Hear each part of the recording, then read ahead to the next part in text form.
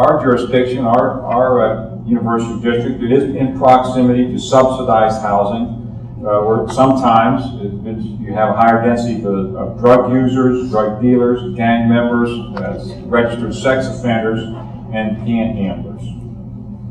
In terms of policing issues and public order issues, nonviolent gatherings, community parties, social events can quickly escalate into community violence. There were several celebratory riots in Columbus several years back, and this spring in Kent State, there was a party that did escalated by the simple arrest or charge of the juvenile for underage drinking. Good time to invite Joy into the conversation and ask her, to describe her residential experience on and off campus. Sure. So as an average student in Ohio State, I don't know how familiar you are with living situations there. So you'll hear everyone refer to the on-campus versus the off-campus. To students, it's just more of Ohio State, but technically there is the on-campus housing versus the off-campus housing. And typically students will obviously come in their freshman year and live in the dorms. And as a freshman, you're just coming, from mom and dad. You're not really thinking about safety that much. You have your RAs who are posting crime alerts and things like that on the walls, but you're 18, having fun, you don't care. It's a lot different. You're not concerned about, is somebody going to assault me on the street? Is there going to be a panhandler asking me for money? It's more like, is the kid down the hall going to steal my $20 in my drawer? It's a completely different experience. Most students then, their sophomore year, move to what we refer to the off-campus area, which is in the university district. You're obviously living in apartments and houses owned by landlords. It's completely different. My experience is a lot different from even the typical student because I'm a big proponent of the Greek community. I'm in a sorority, so I came in my sophomore year and moved into a Greek house, and there was a lot more structure, it was a lot more safe. We have an alarm system. This year I live on 15th Avenue even, so when you look at what Officer Riley was showing you with the maps and things like that, if you're not familiar with campus, 15th Avenue I'd say would be about the nicest of what it gets off campus. So my experience on 15th Avenue in my apartment, I have an alarm, I'm the only one that I've ever talked to as an Ohio State student who has an alarm already in their apartment.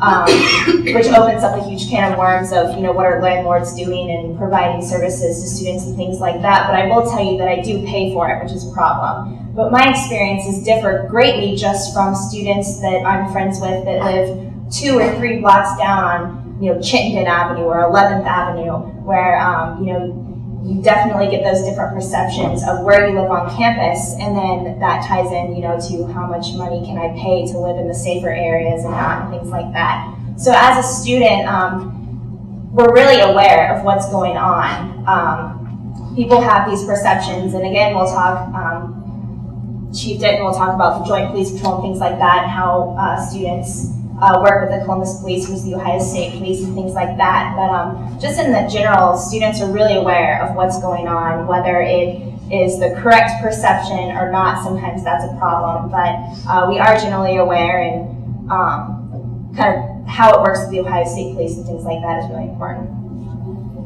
And I want to make a key point is that, the perception when we talk about media coverage and so forth, it's that students are the instigate crime problems, the public disorder problem in campus. Then the reality, this is the absolute reality. If you don't take any other message away from my piece today, is that students frequently are far more frequently victims of crime and victims of misconduct by others in our community than not. And that's the one takeaway that you have to correct the wrong that's sometimes done.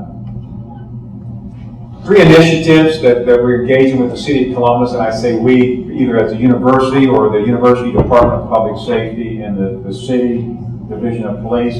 One is the Neighborhood Policing Center, which was a project announced in 2004, groundbroken in 2007, and it was opened in October of last year. It houses the 4th precinct for Columbus Police, but it's also Ellen's office suite there as well. They found them a permanent home in the district to make them a permanent piece there.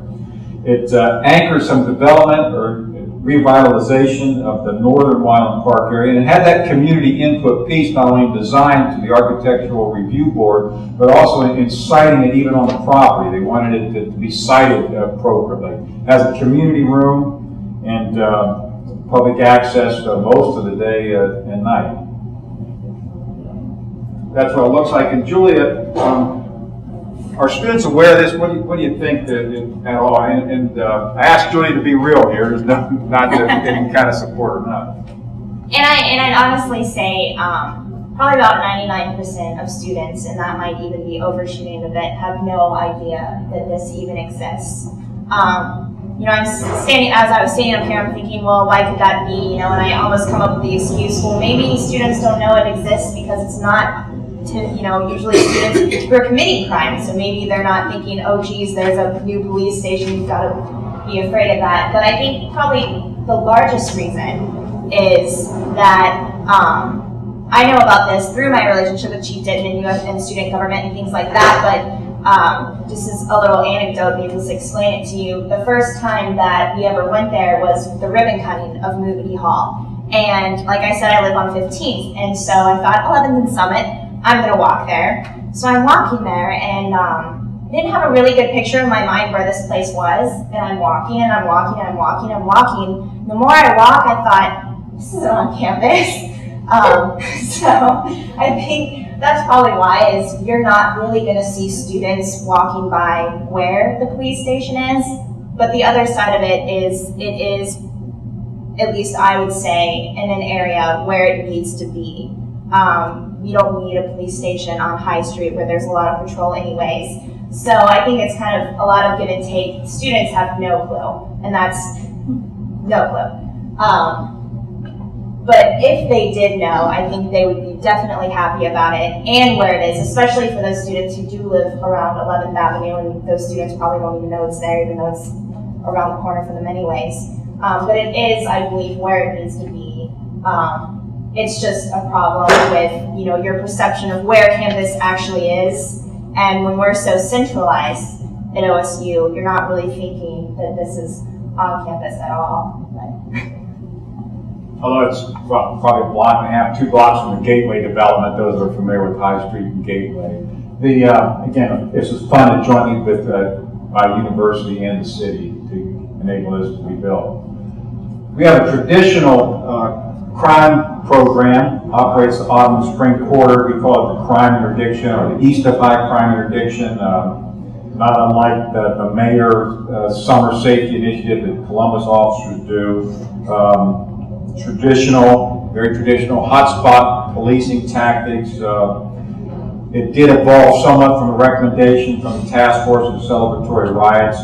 And it is really promotes health and safety by discouraging illegal, irresponsible conduct, saturate the neighborhoods in those times of the year with extra police officers. Again, the university pays for overtime for officers from Columbus and the university police to patrol the district.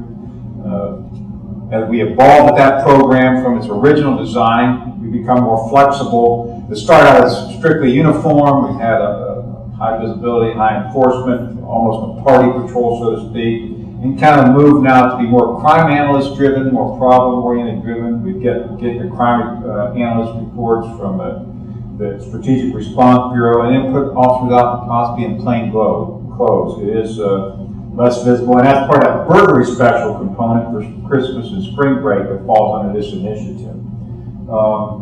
Julie, I'm going to ask Julie another question, is that there's a lot of media coverage, not unlike Wyland Park, frankly, about crime in the campus district. You almost hear it nightly or daily. It seems to be a popular news story. Anything happens, major or not, it's reported as campus crime. And I wonder if Julia has an opinion, at least on this program and its effectiveness on that.